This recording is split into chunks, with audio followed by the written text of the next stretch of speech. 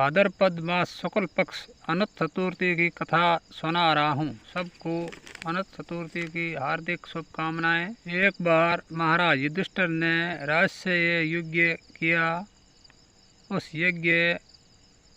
समय यज्ञ मंडप का निर्माण बहुत सुंदर था, अद्भुत भी था।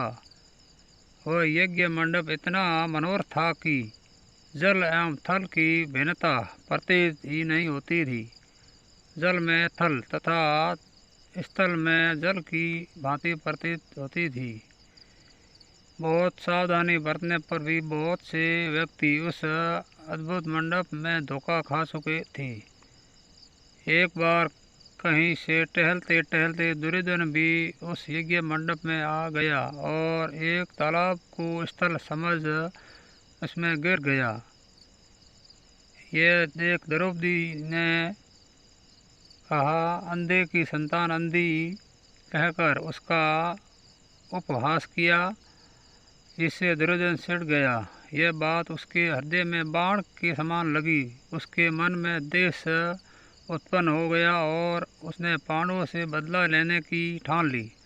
उसके मस्तिष्क में अपमान का बदला लेने के लिए पांडवों को द्रुत क्रीड़ा में हराकर उसका अपमान का बदला लेने की ठानी। उसने पांडवों को जुए में पराजित कर दिया। पराजित होने पर प्रतिज्ञा अनुसार पांडवों को 12 वर्ष के लिए वनवास भोगना पड़ा। वन में रहते हुए पांडव अनेक कष्ट सहते रहे। एक दिन भगवान कृष्ण जब उनसे मिलने आए तब युधिष्ठिर ने उनसे अपना दुख कहा और दुख दूर करने का उपाय पूछा। तब श्री कृष्ण ने कहा, युधिष्ठिर, तुम विधि अनुसार अनंत भगवान का व्रत करो, जिससे तुम्हारा सारा संकट दूर हो जाएगा और खोया राज्य पुनः प्राप्त होगा।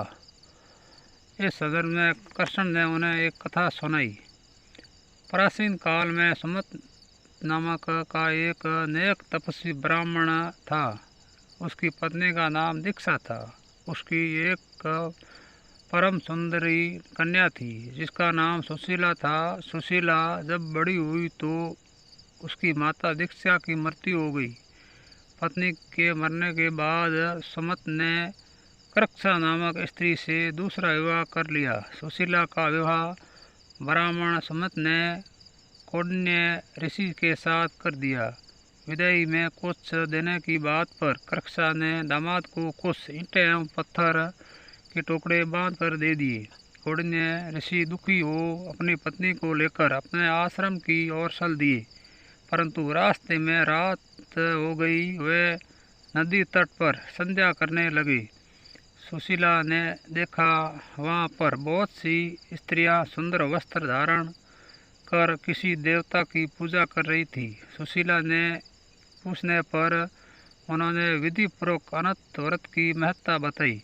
सुशीला ने वही उस व्रत का अनुष्ठान किया और शब्द कांटों वाला डोरा हाथ में बांधकर ऋषि कौंडिन्य के पास आ गई। कौंडिन्य ने सुशीला से डोरे के बारे में पूछा तो उसने सारी बात बता दी। उन्होंने डोरे को तोड़कर अग्नि में डाल दिया, जिससे भगवान अनंत का अपमान हुआ।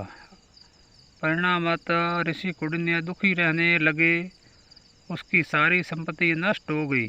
त्रिंदा का उन्होंने अपनी पत्नी को कारण पूछा तो सुशीला ने अनंत भगवान का डोरा जलाने की बात कही। पश्चाताप करते हुए कौंडिन्य ऋषि अनंत डोरे की प्राप्ति के लिए वन में चले गए। वन में कई दिनों तक भटकते भटकते निराश होकर एक दिन भूमि पर गिर पड़े।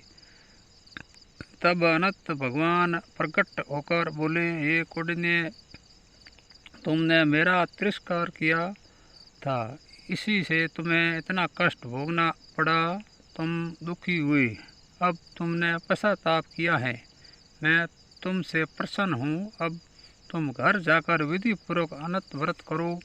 शब्दा व्रत करने से तुम्हारा दुख दूर हो जाएगा। तुम धन धान्य से संपन्न हो जाओगे।